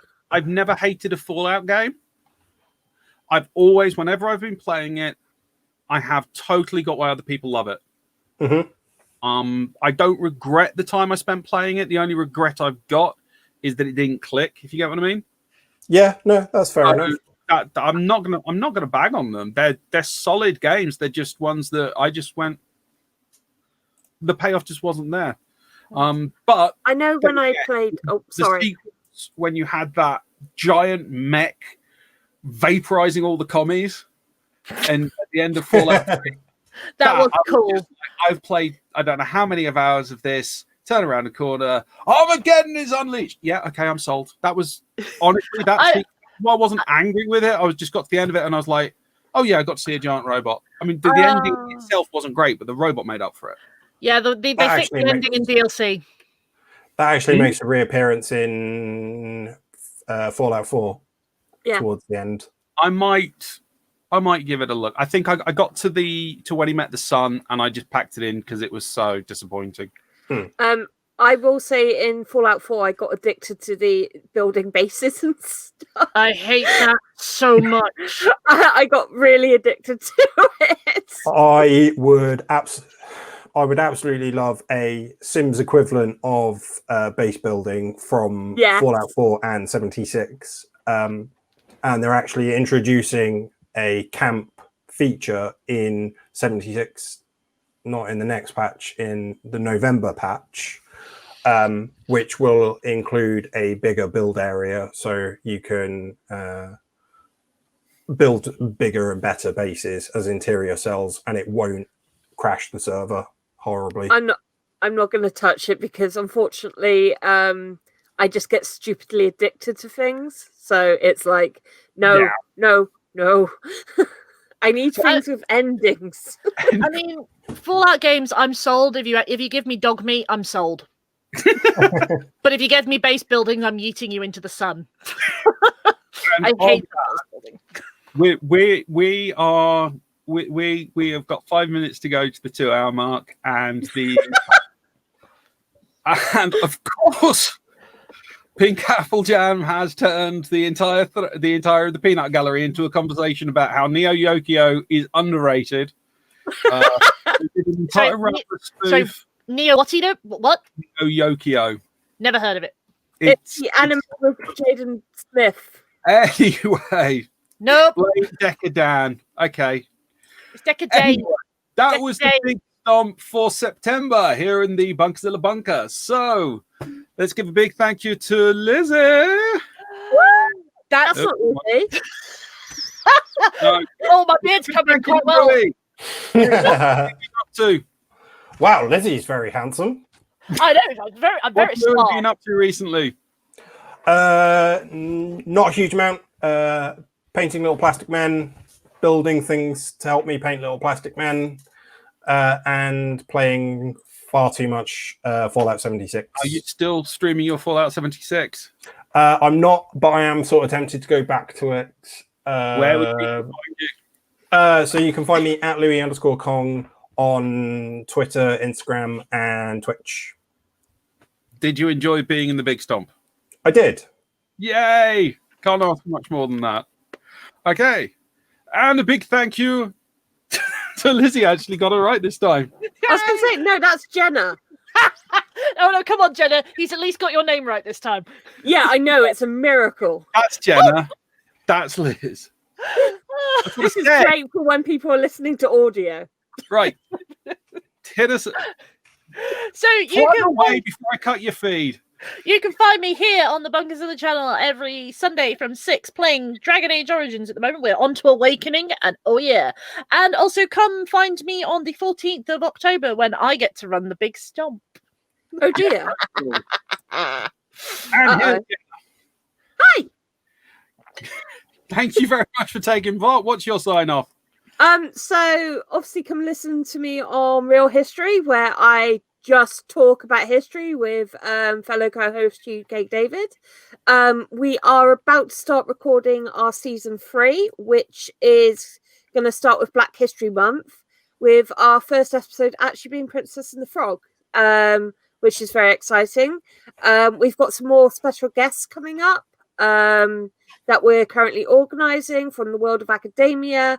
We might have other podcasts coming on, and we might have a comedian as well, which is very exciting. Otherwise, I write for the blog, the Bunkazilla blog. The last thing I think I posted was about Disneyland, which was to do with our special episode that we released last year. Well, I say last year, last season. So come and read my stuff, and I will be releasing more stuff because Andrew will hunt me down if I don't. So, probably. More scaringly, I will hunt you down. Oh yeah, you do that as well now. Yeah. Oh god, there's 2 of them. No. Yes, I'm a minion now, and I'm not a little yellow pill bug. I will, and I am the Raggedy Back. I am the Raggedy Man. I will be back here on the 28th of October for a special spooky Big Stomp. As Liz said, we've got host rules. That's going to be on Wednesday, the 14th of October. Tomorrow we have Trash or Treasure. That's in the Discord. Please join us 8 o'clock. It's Action Week. So I will find something of a debatable nature. We will watch it and then we'll debate it. Andrew? What? Yes? Would you like a copy of Titanic, the animated musical? Yes. That's the strangest question you've ever asked me. And I've got some pretty strange questions to you. Is that the one with the dogs? Yes. Yes! Yes. Keep an eye out on the blog for all the trash and treasures. I want to give a shout out to my wonderful wife for editing all of them, because the stuff I write is quite illegible and she does so many hours of reading through my fluff. If you have a topic for the Stompers to discuss, fire it off to @Bunkazilla UK on Twitter anytime and we will talk about it. There's loads of stuff happening here on the channel. Please subscribe and get automatically told about that. Otherwise, be a slave onto our vagaries. Check out bunkazilla.co.uk for all the articles, mini reviews, lots of random stuff that's going on there, loads of articles, not just my stuff. There's a wonderful podcast, including Hustlers Culture, Real History UK, all of them. We've also got the Stomping Grounds on the Facebook. That's our group where people just stomp around. I have been the Raggedy Man. This has been Louis Kong, Jenna, and Redhead Ramblings. You have been the Peanut Gallery. You have been wonderful as always. Thank you so much, the Peanut Gallery. And we will say goodbye in a really posy manner. Bye.